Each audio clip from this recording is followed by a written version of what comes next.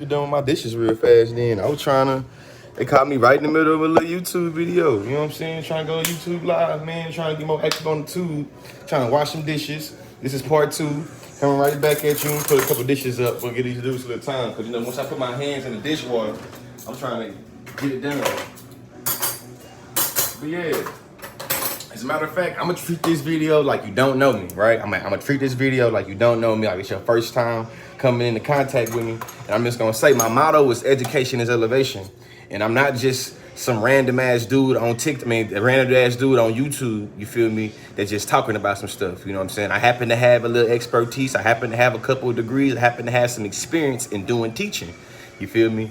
Before my platform started doing what it's doing now, I used to make these weekly dish dialogue videos where I would just wash dishes, you feel me, and cover a subject. You know what I'm saying? I've covered things like emotional intelligence.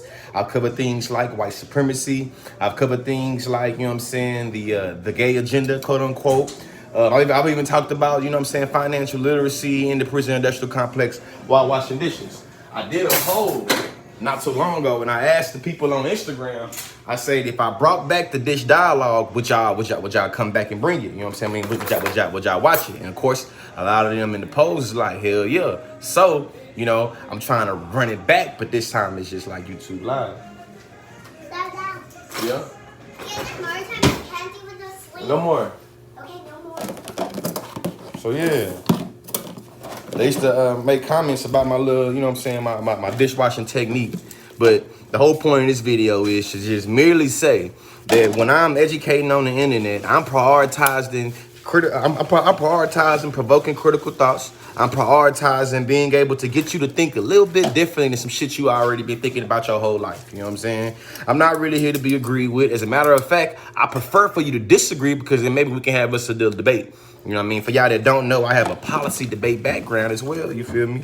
I just happened to be ranked top 20 of the decade from 2010 to 2020. Shout out to the University of Oklahoma and my debate partner, Rashid Campbell. You know what I'm saying? So, but when it comes to education, you know, argumentation is how I've come to fall in love with education, because doing research and building arguments and, you know what I'm saying, being able to defend your arguments, that's how I fell in love with this right here. So I say all that to say, if you disagree with me, that don't make me no difference. You know what I'm saying? As a matter of fact, I believe disagreement is a better way for us to stimulate some critical thinking, because now you gotta defend what you say. What's up, son? But yeah, man, dish dialogue, teaching, you know what I'm saying? They got a motto in the hood. They say, reach one, teach one. And I recognize, too, that my teaching style is not going to be for everybody. You know what I'm saying? Like, it's a reason why when you go to it's a reason why when you go to any grade level at any school, they have multiple teachers that teach the same subject, because they know that there are different teaching styles and there are different ways that people like to learn. You know what I'm saying? So shit, I'm an acquired taste. I'm not for everybody. You know what I mean? I know I'm an acquired taste. I know I'm not for everybody. You know what I'm saying? You talking shit about what I'm doing and how I'm doing it, that don't really make no difference either. I'm still gonna do what I want to do, how I want to do it, especially when it comes to teaching. When it comes to, I feel like, putting up some critical standards, you know what I'm saying? Putting up some, you know, critical objectives. Because, you know, I really believe education is elevation. Now, I'm writing a book right now as well, and I came to the conclusion this year as well that education is also criminalization for some, because, you know, the school to prison pipeline is some real shit, you know what I mean? And you know that just like different institutions like to come to the, you know what I'm saying, the hood and, you know, recruit different talent to try to make the institution a better place. You feel me? The prison industrial complex, prisons are also institutions that also like to go to the hood and recruit, try to make the institution a better place. So, you know, when I say education is elevation, I'm not just, you know what I'm saying, using some weird perspective where I'm not taking into account the ways in which black people are criminalized in the education system, or the way in which, you know what I'm saying, people of the LGBTQ community are, you know what I'm saying, stigmatized in the, you know what I'm saying, the classroom. I'm taking into account all that. And I'm saying that if we can account for all that in terms of learning, you feel me, you're gonna be elevated. You know, and in the words of Dead Prez, you feel me, that's a rap group, you know what I'm saying? I think they like in the 90s and 2000s though. But they say the best though, you feel me? If the education ain't elevating you, then fuck that education. So I say all that to say that if you don't like the way that I teach, maybe I ain't teaching for you, you know? But getting back into this philosophy of teaching though, you know what I'm saying? I try to come at it from a very intersectional lens. And for y'all that don't know, intersectionality was a word that was coined by Dr. Kimberly Crenshaw. You know what I'm saying? She's a law professor at UCLA. Intersectionality is a fancy ass word for how systems of power, systems of oppression intersect and collide like my fingers and things like that. And usually when I'm teaching, I try to do it from an intersectional lens. Now, don't get me wrong. I love to ground things from a racialized perspective. But, you know what I'm saying, contrary to popular belief, and I'm sweating because it's hot as hell in my house. And the reason why that first video ended, because I had to call the people like, hey, man, it's hot as hell in my house right now. And when it's time to go to sleep, I ain't going to be able to do it. It's 80 degrees right now. So I decided instead of just complaining, you know what I'm saying, I'm going to be productive. So I'm washing dishes while giving y'all some little dish dialogue, you know what I'm saying? And, you know, this is too, we're going to try to make this a you know what I mean, a thing I do a lot, you know what I'm saying? Because, you know, sometimes when I'm in the washing dishes mood, I'm in the mood to start talking and thinking. So, you know, I'm see, is there any comments coming in? Ah, bam, there are the comments right there, man. So I'm engaged in the comment section as well.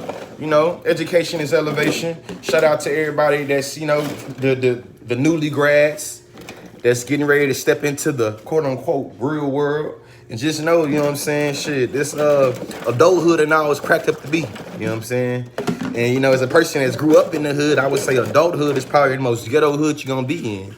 And, you know, going back to them credentials, I just happen to have a master's degree in adult and higher education. So I feel like I'm an expert in teaching adults. You know what I'm saying? So when I talk about adulthood, I'm being funny and playing on words, but I'm being serious, though. Like, shit real out here, you know? I ain't got a lot more to say, though, man. I just want to put that out there. That, you know, I don't teach to be agreed with. I teach to stimulate thoughts. And I know that a lot of times the lessons that I'm trying to teach gonna come with a lot of people disagreeing with me because I believe that's the reason why it need to be talked about. Because just read some taboo shit going around, man. You got some good news for me? Alright, she is up and running now, man. We running now? What was wrong, man? So your bathroom is actually bad. I wish it was like... Is there a bathroom in this hall? Yeah. I just wanted to just feel the vent and make sure that we got cold air. Yeah, man. Get some cold air. Need it. I'm hot. I can't even concentrate in my little YouTube live video because I'm sweating. With my hands in this hot water washing these dishes, man. Hey, you know, in conclusion, though, the reason why I started trying to do dish dialogue, what's up? Oh, no, I thought You got me? Oh, no, yeah. All right. I'm just going to double check up here. Appreciate you, yeah. Hey, in conclusion, though, the reason why I started trying to do dish dialogue is because I know that people being lost in the sauce and gender roles is really cross-cultural and it really go across a whole bunch of different genders. And I know that when it comes to doing domestic work, you know what I'm saying, work in the home, that we tend to gender it and make it like it's some feminine shit and make it like it's only something that women can do or something that feminine people can do.